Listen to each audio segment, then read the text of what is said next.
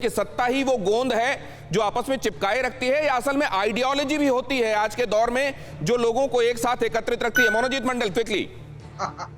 देखिए क्या बोल रहे हैं, ये सब पता नहीं है।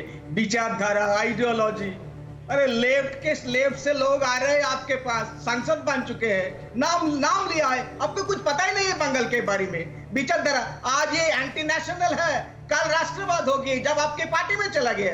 क्या बात करते हो, सच सच बोलो ना। आपको घर लोगों को मनोजीत मंडल, अरे मैं आपसे एक बात ये जानना चाहता हूँ मनोजीत मंडल, वाल्मीकि के बारे में भी आपको पता होगा। अंगुली माल से वाल्मीकि बनने की कहानी, हर साधु का एक इतिहास होता है, शैतान का एक भविष्य। तो अगर किसी पार्टी में जाने पर उसकी आइडियोलॉजी मानने से यह समझा जाता है कि वो राष्ट्रवादी हो गया, तो इसमें दिक्कत क्या है?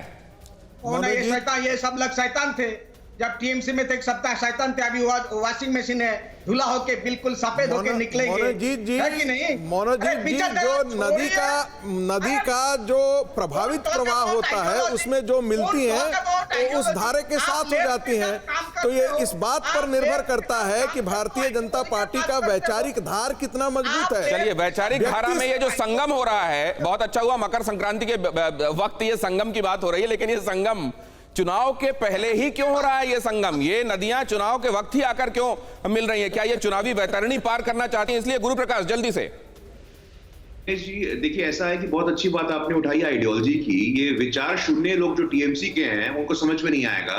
मैं बताना चाहता हूं आपको, आज तक गौर फरमाइएगा, भारतीय जनता पार्टी से जो लोग कूट के गए हैं वो वापस आए हैं। उमा भारती हो, कल्याण सिंह हो, सब वापस आए हैं। दुखी हुए थे लेकिन वापस आ गए थे।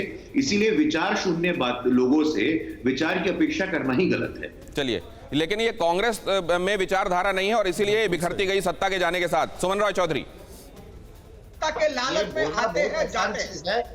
जो साहब बोल रहे हैं कांग्रेस में कोई विचारधारा नहीं है, वो पिछले 135 साल का कांग्रेस का इतिहास के बारे में वाकिफ नहीं है। तो मैं नई तरह से कोई सफाई देना नहीं चाहता हूँ। कांग्रेस का विचारधारा क्या है, आफ्ताब आलम साहब, कौन कर रहा है विचारधारा की राजनीति?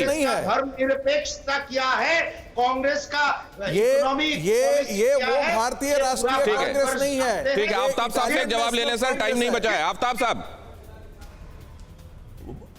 देखिए अभी बीजेपी ने त्रिपुरा में क्या किया था? टोटल कांग्रेस के लीडरों को, बीजेपी का वहां कुछ नहीं था, टोटल बीजेपी के कांग्रेस के लीडरों को अपने साथ जोड़ करके वहां सत्ता काबिज किया। ठीक उसी तरह से बंगाल में, जो कि उनका बेस नहीं है, तो जो एक फिगर पहचान वाले लोग हैं उनको लेकर के ये किसी तरह से अपना इलेक्शन को जीत का नैया पार करना चाहती है। और उसमें से उनको दूसरे जगह से अभी नहीं मिल रहे। अभी वो तृणमूल कांग्रेस चूंकि सत्ता में है, वहां के सांसद हैं, वो मंत्री हैं, उनको लेकर के उनको तोड़ भगोड़ करके जिस तरह से, और आप तो देखा मध्य प्रदेश में चुनी हुई सरकार को किस तरह से तोड़ने की कोशिश की कांग्रेस को, बल्कि अपने एमएलए को, अपने नेताओं को संभाल नहीं पाते। ये बड़ा मसला है। परवाह देश की, सोमवार से शुक्रवार रात 10 बजे TV9 भारतवर्ष पर।